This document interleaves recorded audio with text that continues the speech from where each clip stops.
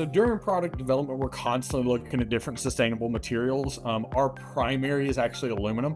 We want to ultimately work in 100% either recycled or recyclable materials, so that we're not creating anything that's going to go into a landfill and that ultimately hurt the environment that we're all living with. But so we're analyzing a bunch of different material types and structures to make sure that we, when at all possible, are going with recycled or recyclable materials.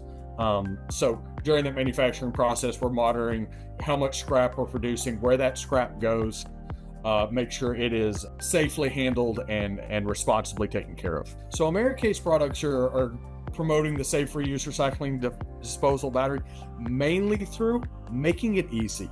Naturally, if it's really hard to recycle a battery and I've got to follow all of these instructions and I've got to go through all these regulations to get a battery to go to responsible disposal, most people just aren't going to do it.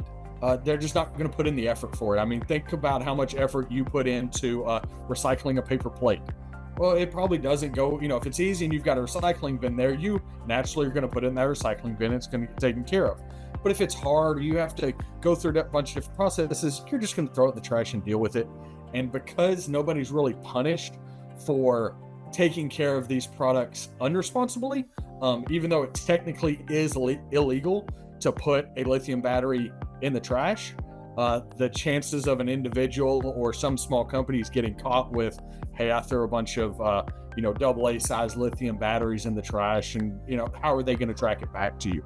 So what we want to do is we want to develop products that are not only recyclable themselves, but also make it really, really easy for the end user to use the products to allow their hazardous goods to be recycled, disposed of in a matter that's not going to ultimately hurt the environment. So our whole process, how it's used, where it goes in their facility, setting up third-party logistics to get it recycled, pairing customers with recyclers that work on their pace is all part of the Americase service that we want to offer to new customers when we're designing these new products. So all Americase products are designed to have a not just a very long shelf life, but a very long in-use life. We want most of our products we know where they're going to be in the field for 10, 15, 20 years, and these things are going to be constantly used and used over and over again.